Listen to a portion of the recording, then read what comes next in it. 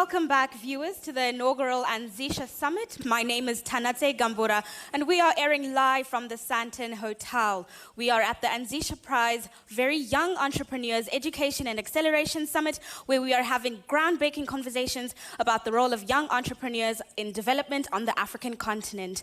Now, what you're about to witness is a very key question to the conversation we're having today. What would the continent look like if young entrepreneurs hired their friends to work in their ventures? Take a look.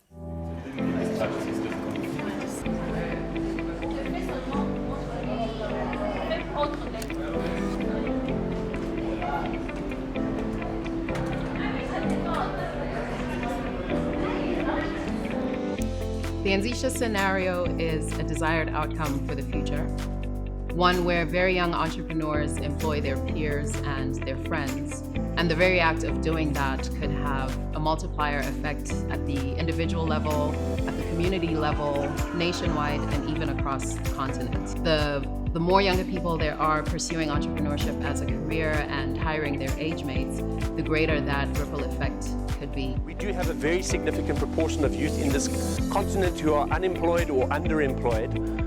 And I think what's clear from that is that the mainstream economies running on the continent are not going to be a sufficient pool to be able to absorb that labor over the course of the next 20 to 30 years. I found lots of interesting research while writing the Anzisha Scenario, but one piece of research particularly that I thought might be useful to share is a book called Factfulness by Hans Rosling. What I found interesting about it is that it provides an analysis of statistical trends in African development over the last 50, 60 years and debunks the myth that the continent is not developing. I believe that the Anzisha Scenario is possible because I've seen a lot of young people, young entrepreneurs that have managed to start something, have actually worked with their peers and are now serving the communities, specifically in Khayelitsha, where this young gentleman decided that tutoring is the way forward. He then decided to literally start his own organization, hire his own people, and is now able to tutor people in his area. One of the things that I think needs to happen to enable the scenario is for collaboration to take place, but willing collaboration to take place. But this needs active participation from all stakeholders, so from the government sector, private sector, and even communities as well. And I think one of the key role players that we often do sideline and forget in this entrepreneurial journey is the parents. They're the custodians of the children, but so many times we forget the role that they play and the time that they spend with their kids, but even educators and the impact that they have. The Anzisha Scenario is important for Africa because Africa's population is growing at a much higher rate than jobs are being created. Soon, this rapidly increasing child and youth population will be of working age. And so I think there's an opportunity for young people themselves to become job creators, and that could have tremendous implications for African economies. I'd like to welcome on stage someone who you've just seen in the clip before. Her name is Nze-Zija Mhlaba, and she will be presenting the panel discussion leading the Anzisha Scenario panel. Thank you.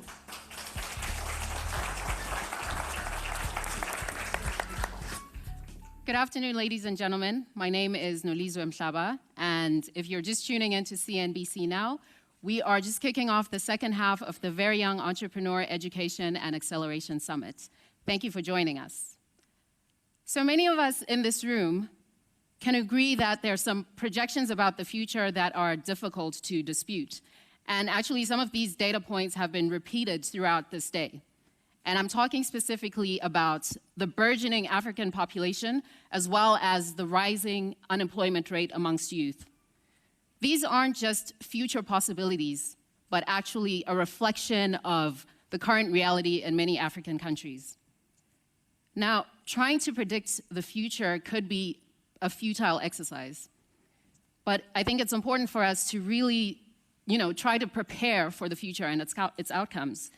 And here at the Anzisha Scenario, we have chosen scenario planning as the tool through which to explore what the next 30 years might look like on the continent. So, we conducted some research, which you can download at anzisha.org/scenario. And As a result of that research, we outlined 3 possible future scenarios, and I'm just going to walk us through those scenarios for a moment. Okay, so scenario 1. This scenario sees us continuing on this path of incremental change, where there are interventions, but the impact isn't significant enough to actually absorb unemployed youth in the foreseeable future. Okay, then we can look at scenario 2. Now, with scenario 2, there's a recognition that entrepreneurs are key drivers of job creation and economic growth. And in this scenario, it's important for older people with entrepreneurial experience to actually drive this growth that we see. The third scenario is one that also focuses on entrepreneurship, but in this case, we are centering young Africans. And this third scenario is the one that we are calling the Anzisha Scenario. Okay, so over the next few months, what we would like to do is engage in a multi-stakeholder dialogue across the continent where we really interrogate what it looks like in the future if young people are choosing entrepreneurship and hiring their age mates or their peers. And we would like to be able to take this campaign across the whole continent and get diverse perspectives, because while we may have a shared vision for the future, the journey to get there could look different, across our many countries. So we would like for you to join this conversation on social media using the hashtag that you've heard from earlier in the day. That's hashtag Anzisha Scenario.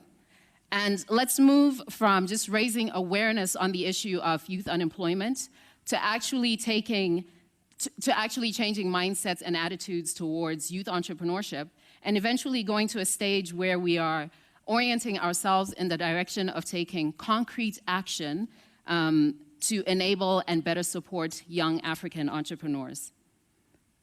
So let's just take a moment to see an example of a young entrepreneur whose story, I think, illustrates for us a possible pathway in the Anzisha Scenario. So just tune in for this next video.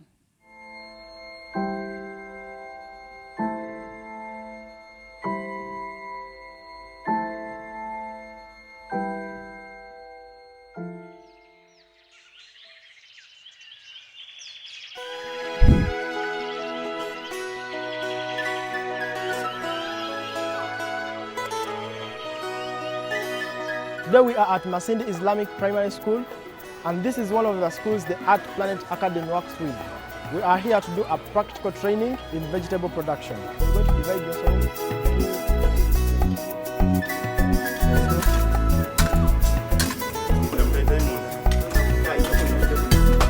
The youth of today do not treasure agriculture so much. Why? Because they are sure even if they practice agriculture, they will still remain poor.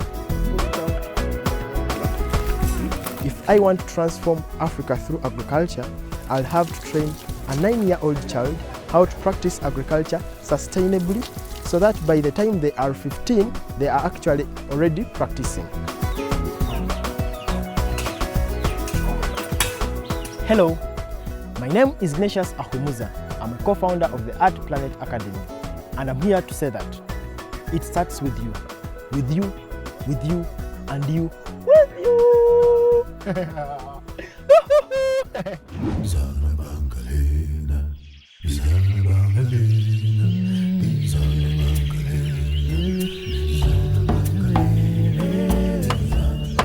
Growing up, I hated farming so much. My dad was a farmer. He was very poor. And stories had it that our ancestors were also farmers, but they were still poor. So as a child, I knew that if I do agriculture, I will definitely be poor. I had it wrong. I remember dropping out of university. I was a medical student. I left school and went for an agriculture course. Education plus the practical knowledge that I had brought about effectiveness. So I was forced to think on how to change the education system in the only one subject that I performed well, probably because I was born in a farming family. That's how I realized my fortune in agriculture.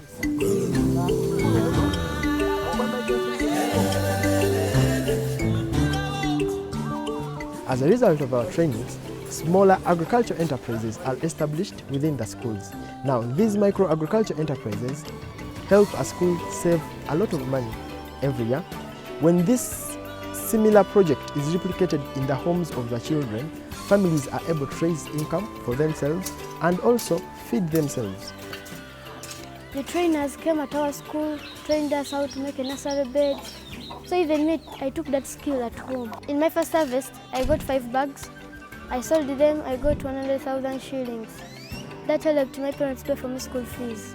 Ati babiri wange ono bwakuba kuziri alina obukugo obwo obwafunire ku Rugamba Art Planet bw'araba n'asobola kukola omulimu ogwo akasira kataito kano akusobola kugukora mu musiro gukooto kandi awo n'asobola n'okuleetayo bagenzi be abatalina emirimu we n'abasasura kandi nawe wenka hanyuma tunzire n'afuna sente n'asobola kweyemereza nk'omuntu.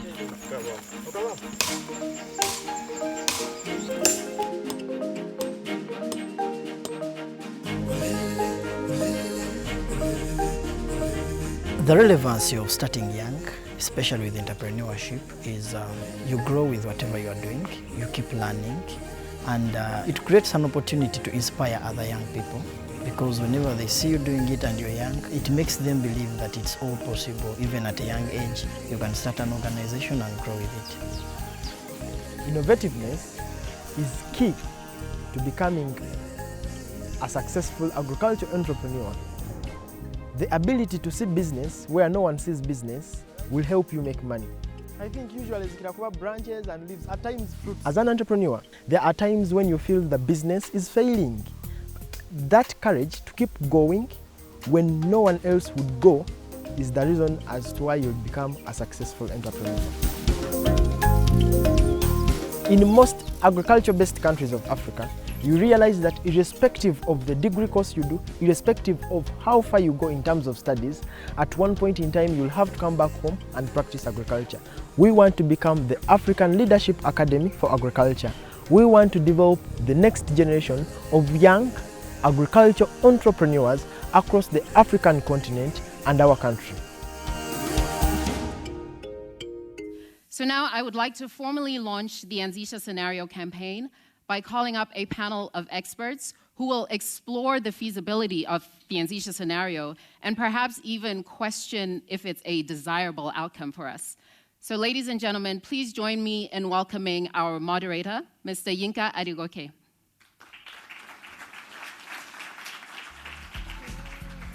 And I'm going to ask the panelists to join him on stage. So join me in welcoming Mr. Kofi Asuon, Ms. Elizabeth Bintliff, Mr. Eko Mensah, and Mr. Sbusi Soleope. Thank you. Hello to everyone at home and watching on CNBC, and obviously welcome to the audience and to my panelists. Very excited to be here at the Very Young Entrepreneurs Education and Acceleration Summit at the Hilton Hotel in Johannesburg.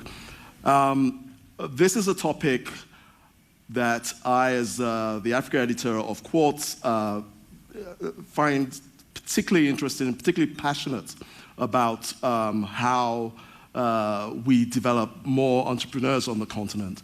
And the thesis of the research by Anzisha is particularly fascinating because it sort of challenges a lot of the long-held beliefs that many of us have, and also gets us to also see some things that we kind of know already happening, but then gives it a formal framework. But just as Nolizo was saying there, it's also worth challenging and discussing whether this, the way it is framed is the best way to think about it, because while we kind of essentially all have the same sort of hopes for more innovation, more entrepreneurship across the continent, we possibly all come to this in all very different ways. And it's why we have a panel discussion like this. So I'm just going to read out the sort of the Anzisha scenario. What it generally does is it proposes tackling youth employment by economic growth, higher levels of education, and investment in entrepreneurs of all ages, but with a special focus on very young entrepreneurs. Anzisha believes entrepreneurship must be seen as a career where you can gain as much experience through an entrepreneurship career, getting better and better as you go along, as we saw on the video, and just as you would if you worked in a corporate environment. So I'm going to start with the panel by I want to sort of understand your vision, how you see things going forward. And I'm going to start to my immediate left, and I'll ask you, Elizabeth, how do you see, if we did achieve this scenario where we're investing in more young entrepreneurs, and young entrepreneurs are employing other young people, how do you see this working out in terms of jobs and employment in Africa? Thank you. I think that we have an imperative to pursue this scenario. I don't think it's really much of an option for us. And I think in many ways it's happening, but it's not happening at a big enough scale that it needs to. When we look at the macroeconomics of just about all African countries currently, even though we're touting a lot of growth, and that's positive, but job growth is not keeping up with the number of young people that we're graduating. Every year we graduate about 11 million young people from schools across this continent, and we only create about 3 million jobs. So young people by default are becoming entrepreneurs because they are not able to find the work. It's taking the average young person about 6 years to find their first job on this continent. So I think the scenario that pursues entrepreneurship, and one in which they are not just job takers but job makers, is one that we have no option but to pursue, because that is really, I think, in my view and in my experience, what's going to close the gap to create the future that we want in terms of employability on the continent. Yeah, that's fine. And I'll go to you, Kofi. I mean, how do we change that mindset from job takers to job makers? How do you see that developing? Well, I think that by all of us being here today, we were starting that conversation, and it's just to really formalize the approach in regards to supporting very young entrepreneurs. If the continent is one of the youngest continent in general in regards to youth, and also we see that based on the research that young people are hiring more young people, older folks are hesitant on hiring young people, right. And as we, the continent, continue to become younger and younger, who's going to hire the young folks if we're not able to pursue a different pathway for them to actually be hired by other young folks? And so for me, I think that this scenario really gives us an opportunity to really just sit back and say, okay, what we're doing, is it working? What are the gaps? And right now, the gaps that has been identified is how do we actually engage and mainstream the support of very young entrepreneurs. And I'll again follow on from that. You, Echo, what's your vision for mainstreaming this sort of scenario? I mean, I should probably start by asking if you agree with it. Oh, I mean, if we didn't, we wouldn't fly and come and join you. I think that we buying into this is an indication of our passion and our buy-in into this vision. But for me, this whole scenario and our efforts at building entrepreneurship and making it a normal thing, yes, goes beyond just creating jobs. Getting parents, stakeholders, guardians, and people that spend money to take us to school to understand and accept that entrepreneurship is just one of the many options that they would wish for us that maybe before we get to that point where it becomes normal, they wouldn't have. So for me, it's about mindset change, not just for the young people, but for the people that look at us disappointingly when, we say, okay, yes, we've gone to school for you, but we want to do this for us. I want us to get to the point where there is a general acceptance that this is a path that we can take. And when we get that support from home, when we get that support from the community, when we get that support from people that matter to us, it boosts our confidence to want to go on this journey. Beyond that, I think that it also helps young people to understand that getting a career or working or finding a job shouldn't just be in the established enterprises, you know, where everybody comes out of school and they want to work in a bank or an insurance company or some very lucrative and very attractive enterprise. Working in an SME, working in a startup, working in an untested water and untested industry is equally as, you know, as good as any other, you know, and that's what this would help to do. Because at the end of the day, if we have all these industries, we have all these companies, we have all these startups, and nobody good enough is to work in it, then what is the point? How do you scale up? How do you grow? And you know how, if you don't have the money, if you don't have the system, the structures, and the resources, you don't attract top talent. So then if these businesses that we are trying to, you know, set up and help young entrepreneurs to set up are not attracting top talent because they don't have the resources or it's not tested and tried, then how do they scale up? How do they grow? So for me, I'm excited because then they get to accept it at a younger age that it's normal to work in an entrepreneurial environment. It's normal to get 1/10 of what you would have gotten, you know, if you're working in an established organization, because you are helping to build something that would, you know, create an opportunity for thousands and thousands of people after school, or even those that are out of school. Right. So for me, that's what excites me about this, something like this.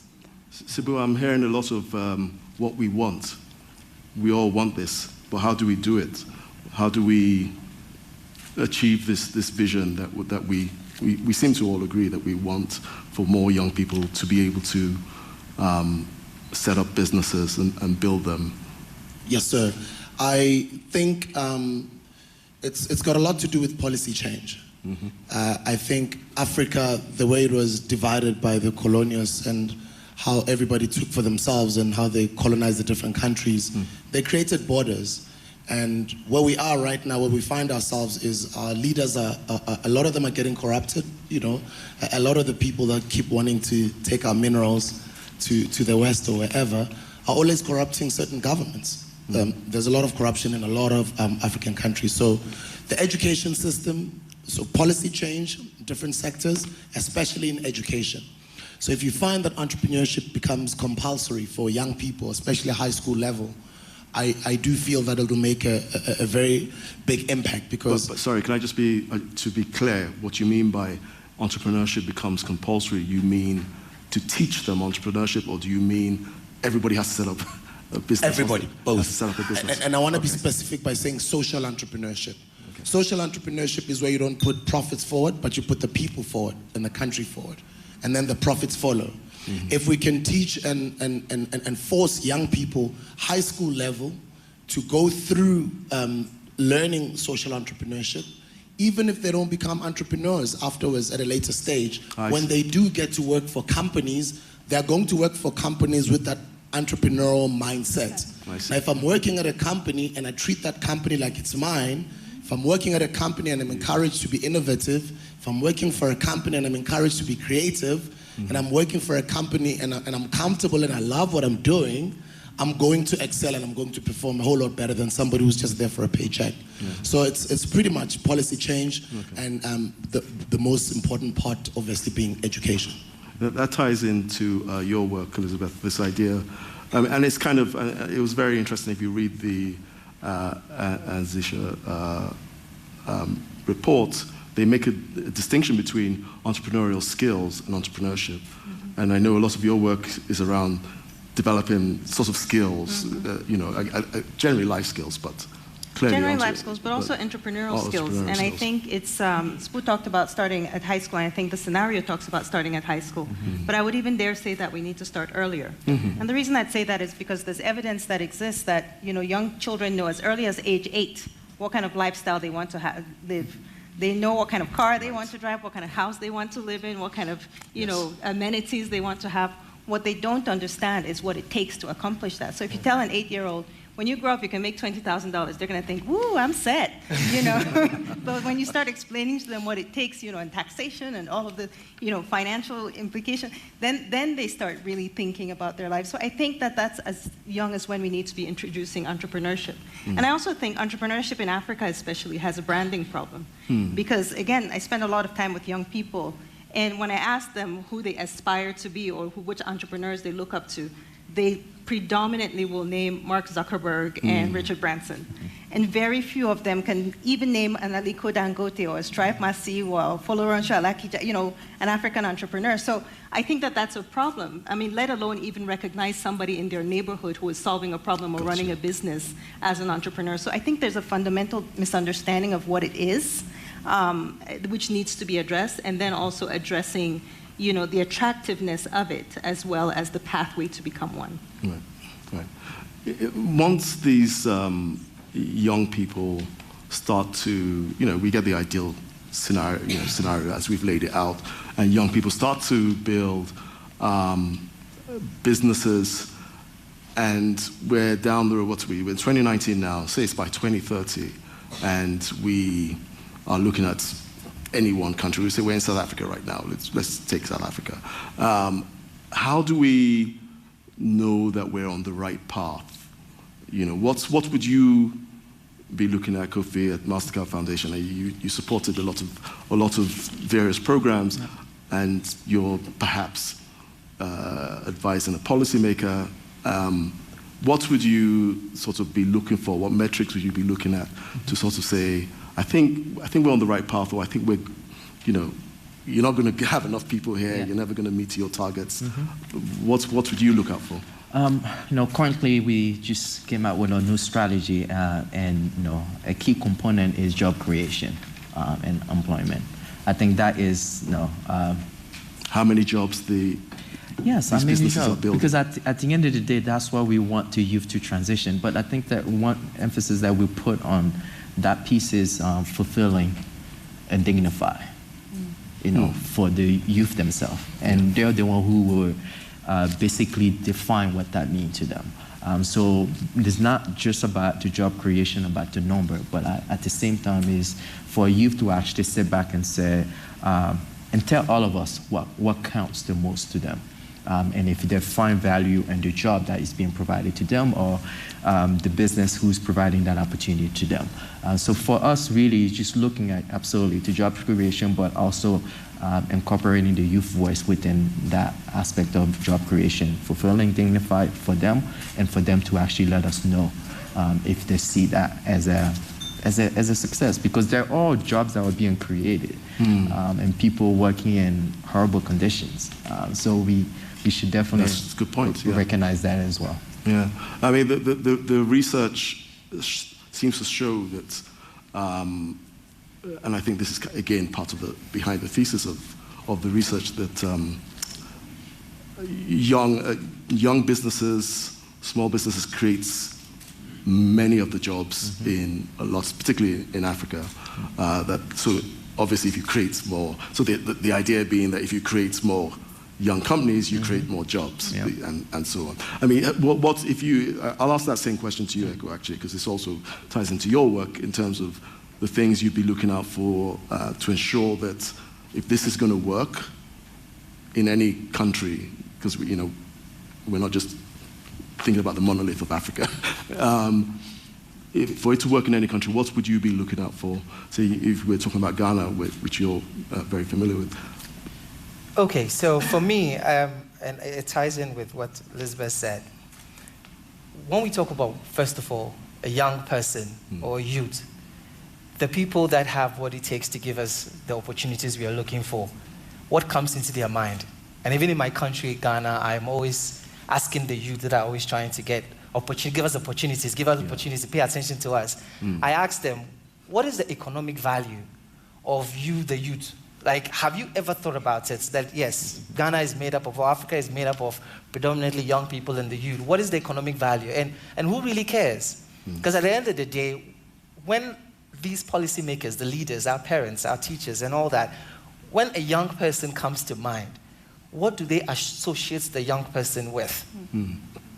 Is it something that would let them, give them that kind of seriousness they need to let them move to the next level in whatever they are doing in line with entrepreneurship? Or is it something that is going to make them feel like, this is just a stage in their life, they are experimenting, so yeah, I mean, you need 10,000, okay, I'll just give you 100, It tells you that they don't associate young with seriousness. Okay. And in Africa, young is about muzzle, power is about, hey, like, you know, let's go out there and campaign for these politicians, let's win power, and then they call them foot soldiers. Yeah. Because young is attributed with strength. Now, we are coming with an initiative, or the initial scenario, what I see is changing the mindset of who a young person is and attracting to us that kind of seriousness we need to make sure that our contribution is regarded and we are given the support to be able to scale up and make it sustainable. That's what I am excited about, and that's what I think would be one of the objectives and what I'm looking at this, you know, achieving. Yeah. If you talk about a young person who wants to go into business, he needs to attract that kind of attention. That would let investors listen. That would let policymakers listen. That would let his teachers listen, that I need some time off to go and test run my idea. You know, I need to look at my business model. They need to make sure that the young people are not just young in strength, but young in mindset. So it changes our mindset. It changes our outlook, our culture, our system, and everything that would help us to ensure that if we're going to do this, we're going to do it with all kinds of seriousness, because the people that have the opportunity and the money, they see us like that. Yeah. And then when we put it out there, they're going to support us to scale it up. And it's going to have a ripple effect, because young people, we grow depending on the kind of environments that we find ourselves in.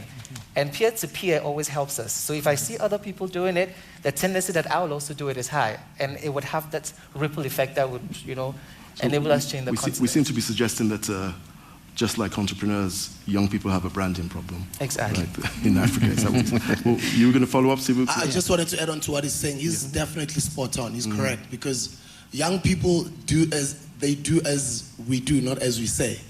So when they see others doing something, they do the same. And I've experimented with this over the past couple of years. One of my businesses is a beverage brand company called Mofire. It started out as an energy drink. We've just been diversifying. We're launching a CBD infused drink now. And my brand struggled to get into retail in South Africa. It was really tough. I didn't give up. What I did was, I've got a very big social media following because of the work that one has been doing on television and on the radio. I took advantage of the social media following, and I would take the cans and the drinks with my team, and we'd go to street corners and sell the drink for 10 rand. Yeah. And people would think we're crazy. And we did that over and over and over and over every week. We'd do it in Durban, we'd do it in Cape Town, we do it in Joburg, we do it in the township, we do it in the townships, and this was an ongoing thing until such time that it started becoming cool to actually sell in the streets. And then our video started going viral. Gotcha. When our video started going viral, young people who are sitting in the township or students started thinking, hey, here I am, I'm broke, and I've got pride to go sell in the streets because what are people gonna say? But because they're seeing us do it and everybody else do it, then they started doing it, and that's how my business has been able to survive to this day, and it's been growing like crazy. Now, what I've started to see as a trend is also other brands who are not necessarily beverage brands, other companies doing the same. So I'm starting to see cool people just going out in the streets, either handing out flyers or selling stuff. So it's starting to become a norm. And I remember when we started out and started shouting entrepreneurship, I was actually working with CNBC just before then. This is like about 5-6 years ago. Entrepreneurship wasn't as cool as it's becoming right now. And I'm loving the fact that there's a buzz, there's a lot of young people that are excited, that are getting into entrepreneurship. And I think technology is helping us because a lot of them are on their phones. And when they're on their phones, they're always just, they bump into these videos of entrepreneurs preaching this entrepreneurship language, or people their age doing similar work, starting their own, not only just t-shirt brands, because all along it just used to be t-shirts, but now young people are becoming more and more innovative. Let me stick with you for a second. It's come up on previous panels and in workshops, this idea of one of the roots at which we change attitudes is with parents and with teachers. How do you see us? I'm interested in your ideas, even though we've heard some other ideas today, in terms of making teachers encourage this, even if they don't have programs yet in their schools, so that if a student comes up and says, I want to do, what DJ Subu's doing, and get out there and sell something, they don't just laugh them off, Yeah. or parents who are more concerned with their child following a straight and narrow path. Parents have to be involved. Yeah. We have to be involved, and I know it because of my own parents. I've been self-employed throughout my career, and it's mainly because of my mother. My mother's been self-employed through and through, and every time when I'm with my mother, if she doesn't have a hair salon, she's got a spaza shop. If she doesn't have a spaza shop, she's selling clothes. If she's not selling clothes, she's getting a little small tender to go clean, and she's getting mamas from our street in the community. See, she's hiring about 10 or 20 of them. She's paying them, they're going to clean in the suburbs. My mom has just always been like that. She's always been a hustler. Right. And just me being next to her and seeing her do that over and over, little did I know that I'll become an entrepreneur eventually, but it's because of something that I've been exposed to the whole time. And initially when I started getting into entrepreneurship, my mom was against it. But as time went on, for me, the answers were always, but you taught me this. I saw you doing this. You used to do people's hair. And you used to force me when schools were closed. I used to be so irritated, wanting to go play with my friends, and you wanted me to be in the salon and work with you. But then that helped me because I was always next to her. I learned how to, money, inventory, stock taking, and all of that. I learned all those things. Little did I know it was preparing me to become an entrepreneur. So parents are very vital in being involved and encouraging their children to become entrepreneurs. Yes, it's a little bit difficult if you're not an entrepreneur and your kid is telling you about things that you also don't understand, but I think it's high time that we need to encourage them. Right. Any thoughts? I would add that, I think your mom was an outlier in many ways, because I think the vast majority of parents in Africa still want their children to pursue a more traditional route. Parents want to be able to tell their friends at church what it is that their child does. They want to be able to narrate their credentials. That's very important. And I think that's part of the reason why entrepreneurship is having a difficult time catching on as mainstream, is because we don't have the same kind of credentialing system as we do, with formal education. So, you can't say you have your GCSE, or you can't say, you have your degree. So I think that that's something that's critical in order to satisfy the societal and parental thirst for credentials and for language to talk about the achievements of entrepreneurship, is that we need to have some kind of credential, that is recognizable at a macro level, that says you have acquired a certain set of skills, and not just, because even the most successful entrepreneurs, and many people will tell you this, are running successful businesses, and their parents are still asking them, when are you going to stop this and get a real job? That story is told so many times over. So I think that that's something, and not just doing it to satisfy the parents, but there's real value in entrepreneurship education, and I think most people who've gone that path would also say that they wish they had somebody. You had your mother as a mentor, but a lot of people are still figuring it out. And to be able to have some kind of system where people can go and learn some basic skills, knowledge, language, and even just creating an ecosystem of support, I think will help us along to mainstream this and make this debate more inclusive. I have a problem, and my problem basically is that for a lot of the players in the entrepreneurship ecosystem, especially across Africa, we are more concerned with quantitative as against qualitative, and I think that that's where some of the problems are. We're concerned about the masses. I mean, we train 3,000 people, we incubate 600 people, but we never come back to say 60 of them have built a multi-million business. So then to our parents, to the stakeholders, like, oh, this is something you need to try. It's like an extracurricular activity. So then, go do it, have fun, but when you're done, dusted, go find a job. And if that continues, this is what we're going to face, no matter what effort or money or resources we put in. And it goes back to what he was saying about policy. As much as we're trying to do this, private sector and all the donors and all that, we need to still engage government. Africa, we cannot do this by ourselves. Sure. At the end of the day, if we don't mainstream it, if it doesn't become part of our education, where in the school, entrepreneurship is normal, we will still see it as an extracurricular activity.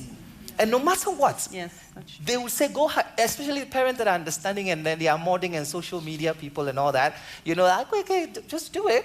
Just like football, 36, finish and go get a job. And so as much as we try to do this, as you said, we need to tell the success stories, and it has to be figurative. We need to put numbers to it. If it's social impact, fine. But then if you talk about business, It's about numbers. And I don't get that sense whenever we are dealing with entrepreneurs and looking at some of these programs. We are excited about they are picking up the skills, they are learning, they are pitching and all that, but we are never talking about, and in Africa, really, if you ask somebody who is into business, their numbers, they either get offended or they think you're from government or something, and nobody is willing, and when you compare it to the Western world and everything, people are talking about entrepreneurship in numbers. So Amazon is worth this. Then the respect comes automatically. You get it? But if you talk about African business, if you talk about, even the so-called businesses that are doing good, in numbers, it doesn't add up. So for me, if we want to mainstream, we have to engage government. We have to make it, this is it, entrepreneurship. And then move to the numbers. Look at qualitative as against quantitative. So what you're suggesting there is more transparency, more celebration of entrepreneurs. Let's make that a bit more part of our culture. I want to get on to something that we are all familiar with in terms of the way we analyze Africa and African economies, which is that a good portion of our economies, no matter which country you're in Africa, is in the informal sector. And as we talk about entrepreneurship, that's where the vast majority of African entrepreneurship exists. So this discussion we're having now about more young people being entrepreneurs, I'm trying to understand how we put it in the context of a more formal economy, or if that's even relevant. Can things just go on as they have been in the informal sector, just with slightly better conditions and a better attitude towards entrepreneurs, or do we really need to figure out ways to bring young people or young entrepreneurs into the formal economy for this to really scale at any kind of level? Because the whole idea of all these young people starting businesses is not for them to just employ their siblings and a couple of friends for the rest of, for the next 40 years. It's to build something. Not everyone will, but hopefully some of them will build much bigger businesses down the road. So let me start with Kofi. Like, how do you think there's a way do you think it's important to get these next generation of entrepreneurs who will employ other young people to pull them into the formal economy as quickly as possible, or do you think we should just let it all happen organically and no need of policy change? Before Kofi jumps in, may I? Please. I feel very strongly about this because I think a lot of the conversation around the formal and informal sector tends to be around formalizing the informal sector. Yes. And I think that that's a very uphill battle. It's a big challenge for Africa because the informal sector is so vast. Yes. And there is some formality in the informal sector. I mean, it looks to the naked eye, it looks like it's just disorganization and chaos, but there is some organization around it. I think the conversation needs to be more around revaluing the formal sector in the informal sector, which employs so many people. Yeah. And I think it's really about destigmatizing the jobs and the opportunities that exist in that sector. So I think that's the first thing that we need to do. I'll just say that. No, I mean, you can speak for me anytime you want. No, but, I once came across a gentleman in the informal sector, I won't say which country, who was selling a certain calling minutes, for the airtime. Oh, yes, airtime. And along our conversation, he looks at me and he said, "Why are you here?" And I said, I'm here to meet with private sector and talk. And he's like, "You didn't invite me." And I said, "Well, yeah, sure. Yeah, you're right. I did not invite you to this." He's like, "Listen, we are the private sector." Yes, exactly. And it took me a while to understand what he was saying. But he said, right now I have about 15 youth. I have people working in different corners of this community selling these airtime. If tomorrow I decide to shut it down, it will impact. Let's just say if we all decide to shut it down and not sell any, it will impact, the private sector. So we are actually the private sector. So you need to invite us to this conversation.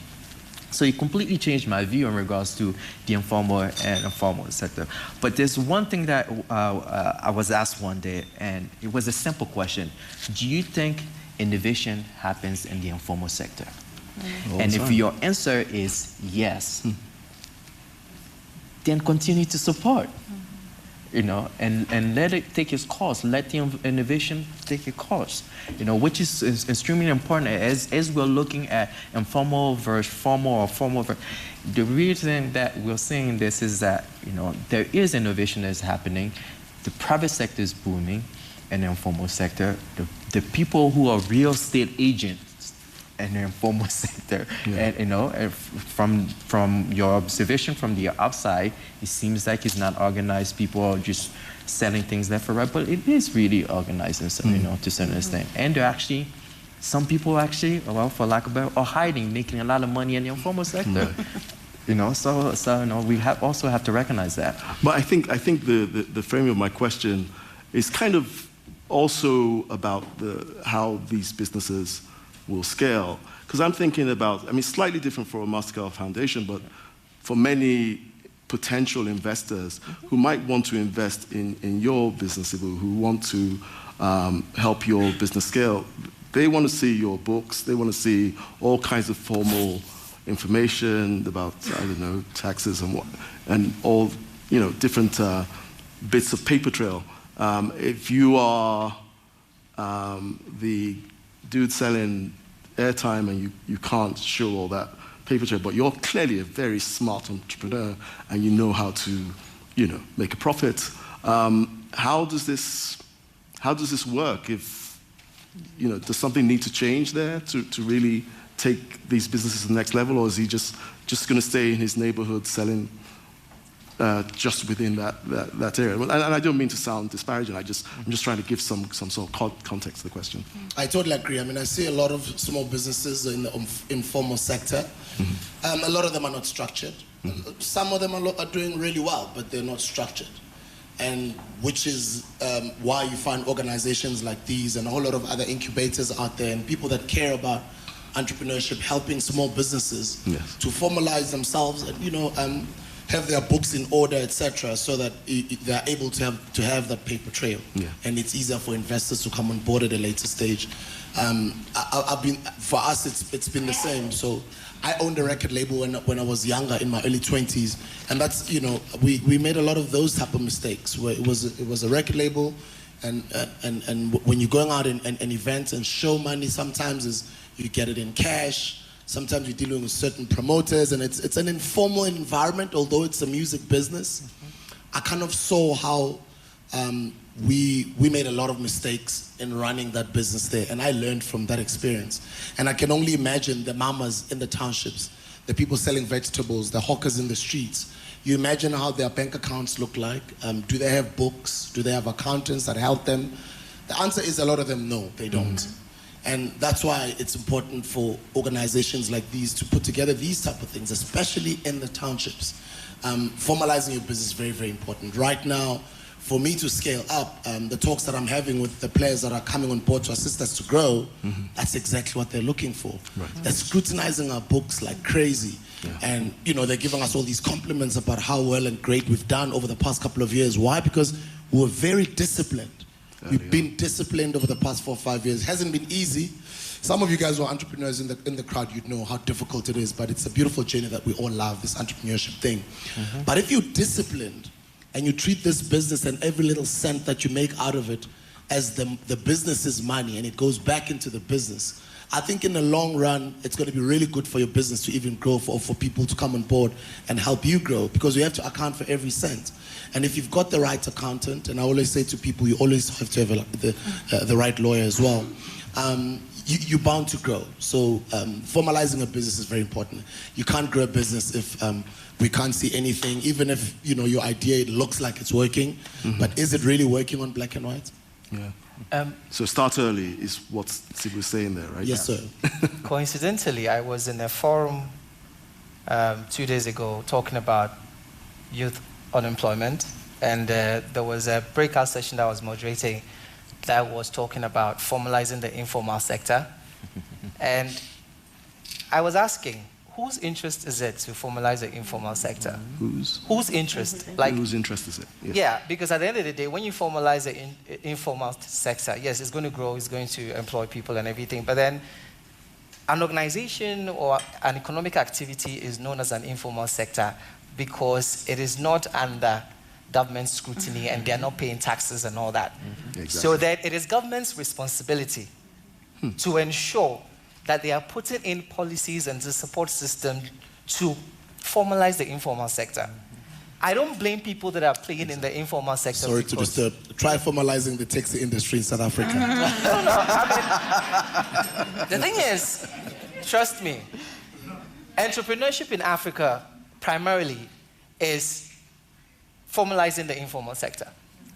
That's it, really. But unfortunately, most of these programs are either replicating what has worked outside, and when I mean outside Africa, so then we are trying to do the next Uber, the next Microsoft, and because you have 3 minutes to pitch, it's not now that you're going to tell me about the informal sector that has been there for 25 years.